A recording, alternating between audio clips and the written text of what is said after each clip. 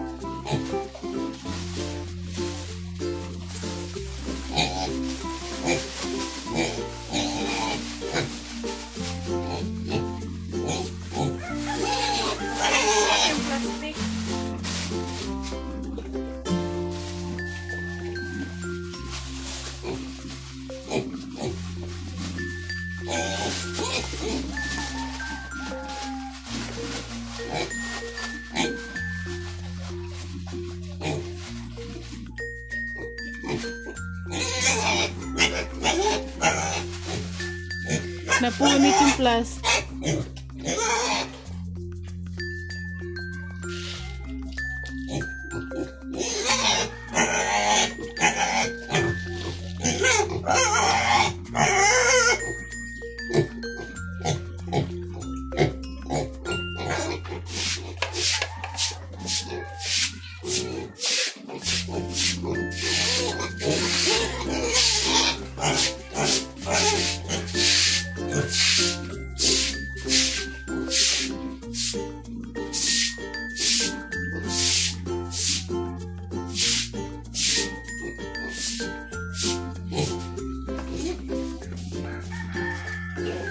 Sabi ko sa'yo, bantayan mo yung pagkain dito. Ang baboy. Hindi mo pinantayan.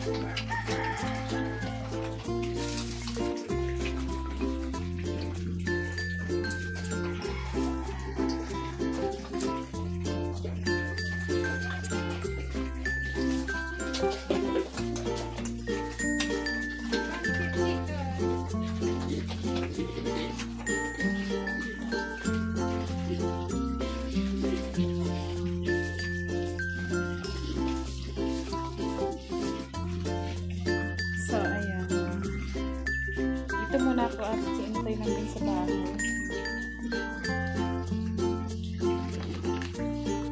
ayun po, habang kumakain sila dyan, magtitimpla ko ng vitamins nila.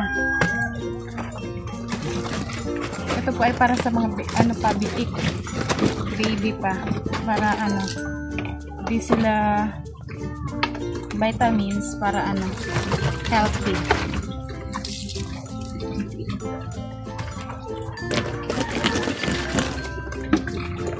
Yung tubig po na ginagamit namin galing sa poso.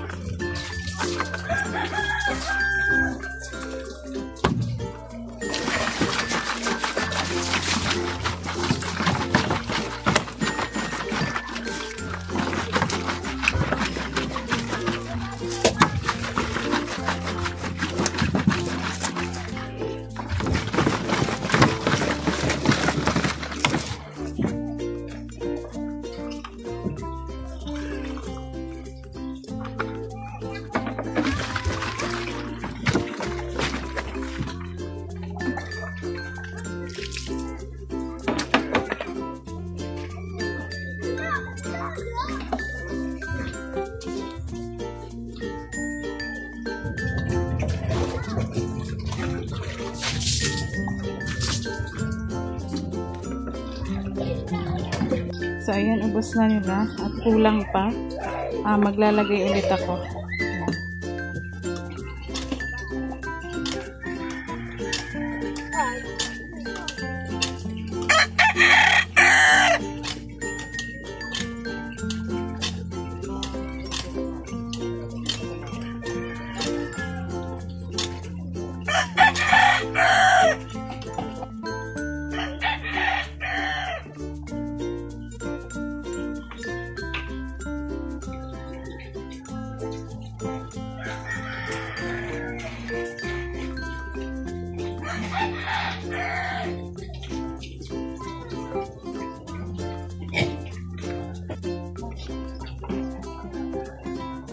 Yung sabi ko na sa akin yung walis, be.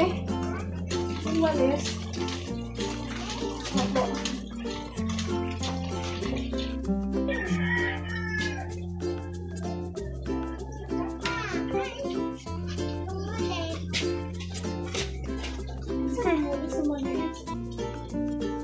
Kunin mo nga muna yun, be.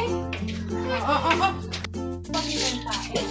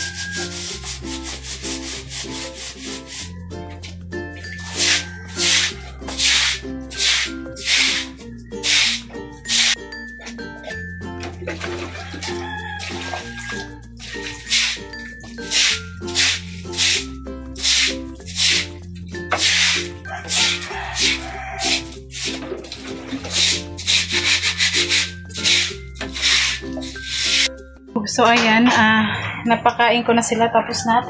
Paglinis na din ako dito ng kulungan. So ngayon, papaliguan naman natin to kasi mainit naman ang panahon at ayan, para magka-presko-presko din sila.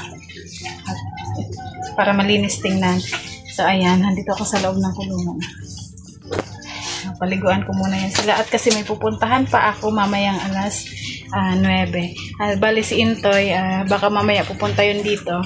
Kasi nandun po siya sa bahay. Kaya ako muna nandito, nag-asikaso. At yun, samahan niyo ako. Exercise din. Kasi pagpapawisan ka talaga, mainit. Ayan, dito muna kami kay Makila Mama tambay. At mamaya,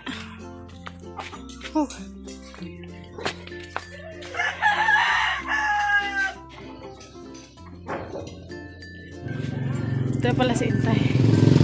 Yes! Ano ba? Sino nandun?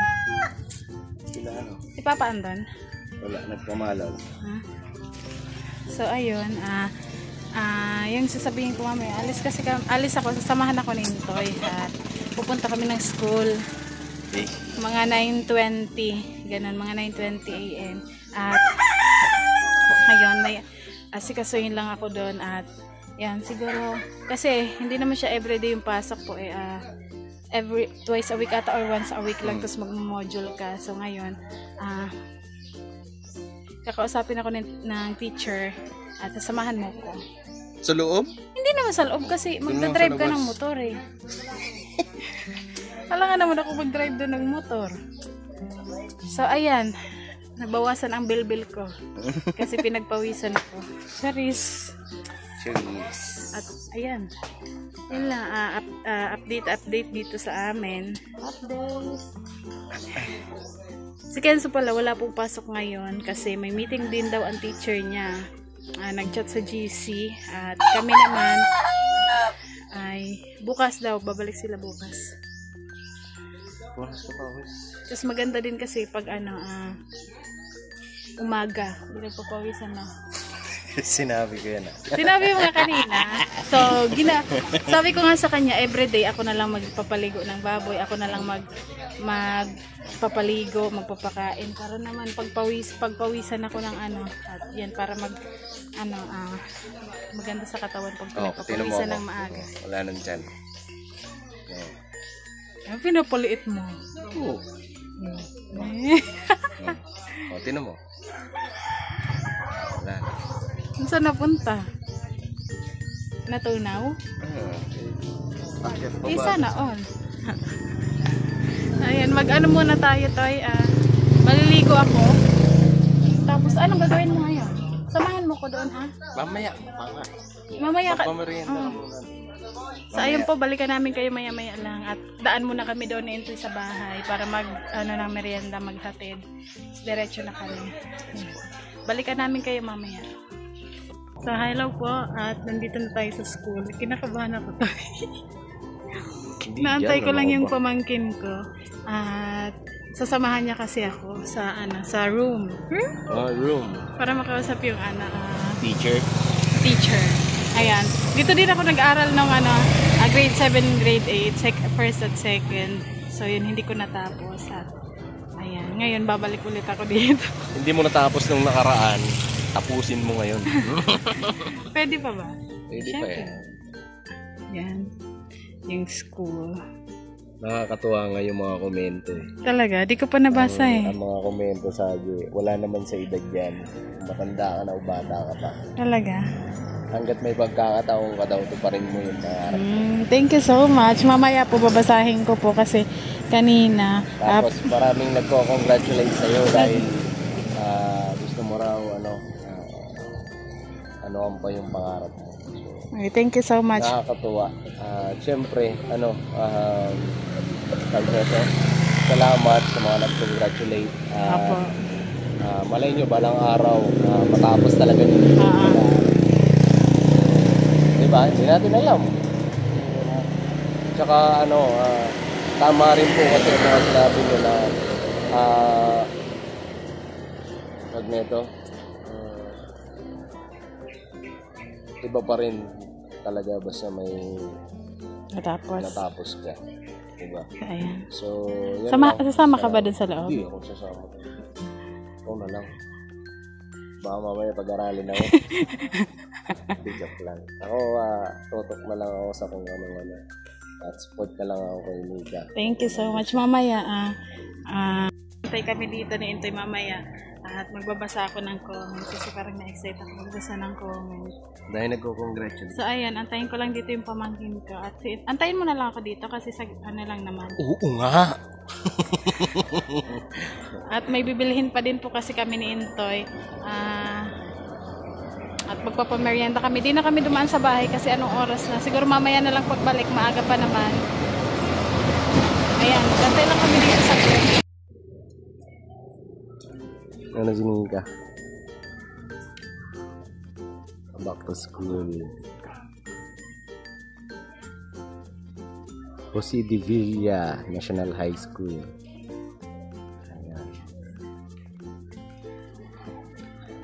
Ayan po, nakabalik na agad kami ni Intoy kasi bali, ano lang kami ng schedule. Kinausap ako ng teacher at nagbigay lang siya ng schedule. So bukas mag-start na ako. At kasi medyo late na nung nag-enroll at para daw makahabol-habol pa. Para makahabol pa sa ibang ano kasi malapit na ang exam. So hahabol tayo at kaya natin yan.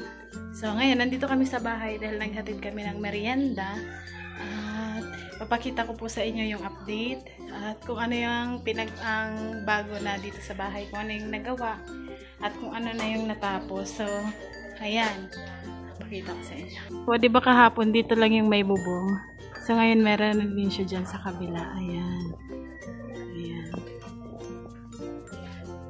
ayan sa kabila. Tapos dito sa loob natakpan na din nila ito yung bintana dito. Tapos doon takpan na din. So yan, hindi ko alam kung tatakpan nila yan, pero feeling ko hindi kasi nasa kusina kapag para kapag luluto lalabas yung usok. So may lababo din. At dito pansamantala lalagyan namin dito ng muna ng kung ano yung namin na ganyan or kung ano yung makita namin na pwede. At yan dito, ayan, ba't kaya siya may ganyan, may awang dito. Tapos ayan po, update. So ayan sila nagtatrabaho, sila Pai Junior nagme-merienda muna. Si Intoy andito din. At ayan, yan po yung update ngayon sa bahay. Medyo na siya. Siguro dito lalagyan pa yan ng hardy flex. Mamaya tanungin natin si Intoy. Tay, bakit meron siyang ganun? Ayan yung walang bubong. Ayan. Kulang nga yung bubong. Ay, kulang ba? Dito kasi gato kasi yan haba. Paano to ito? Tapos yan parang may ganun to siya. Yan ito, halika. Lalagyan ng yan. Ay, ito, yan. Yan. Lalagyan yan. Lalagyan ng plywood yan. Kumbaga magkakaroon ng dyan. Ang haharangan yan pa. So ito paano ito madadagdagan? Hindi ka malamang. Tapos puputol-putulin na lang. Oo. Kailan Ana?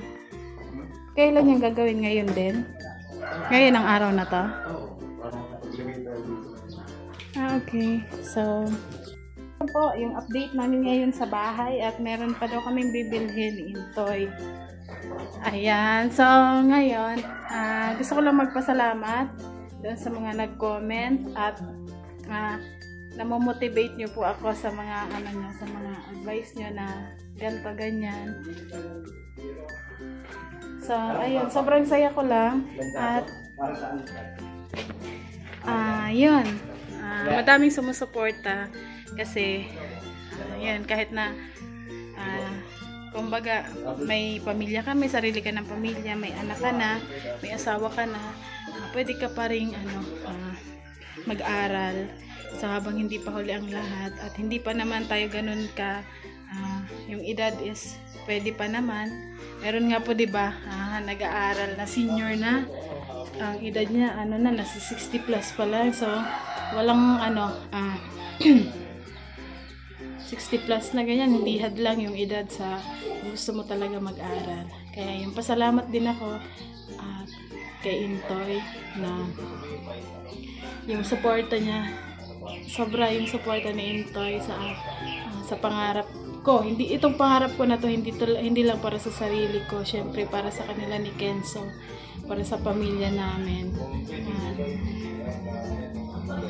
Ayun, masaya lang ako kasi hindi niya ako tinutulan sa nung nagsabi ako sa kanya. Basta sabi niya lang, sige, pag-igihan mo, masaya ako kasi naisip mo ulit yan.